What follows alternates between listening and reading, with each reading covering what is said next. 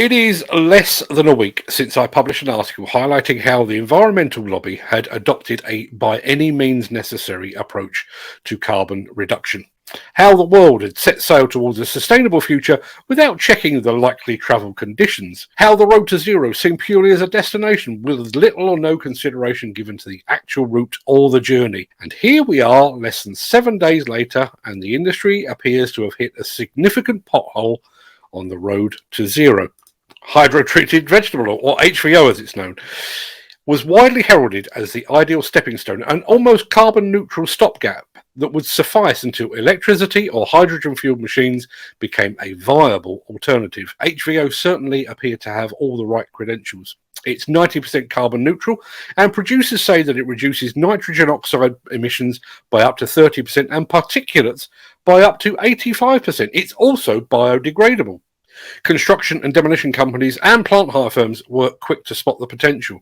Just over a year ago, the National Federation of Demolition Contractors urged its members to switch to HVO. But now comes the news that two significant organisations have come out against the use of HVO. The first is Balfour Beatty. Now, Balfour Beatty is notoriously contrarian. Tell Balfour Beatty that the sky is blue and they will try to convince you that it is, in fact, green. Even so, it will unquestionably set alarm bells ringing when the UK's biggest construction company says publicly that Balfour Beatty does not directly purchase HVO fuel for our sites and will expect our supply chain to support our policy position when working for Balfour Beatty.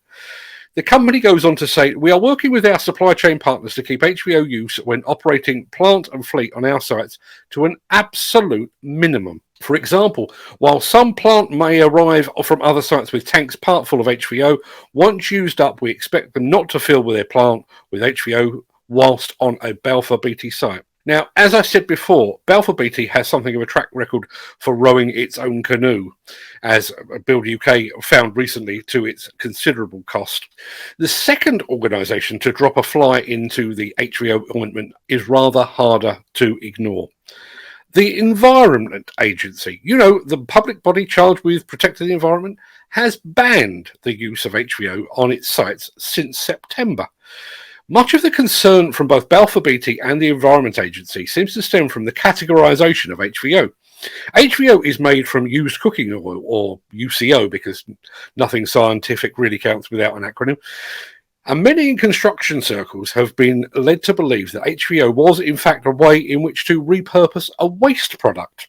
That apparently is not the case. UCO has been used for years in the production of animal feed, and there are now fears that diverting UCO into the production of HVO will mean that animal feed manufacturers will have to find a new and potentially unsustainable substitute. According to Joe Gilroy, Balfour Beatty's Group Sustainability Director, it is simply a matter of due diligence.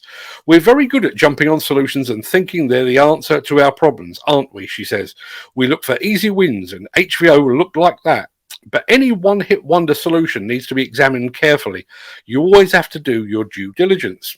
Now, as I said last week, the industry, society, and the world is rightly focused upon the need for a carbon neutral outcome. So much so that it has probably not given sufficient thought to the journey from here to there. Or, as David Taylor at the Construction Index very nicely puts it, your path towards net zero is more likely to lead you into a maze than it is to take you straight from A to B.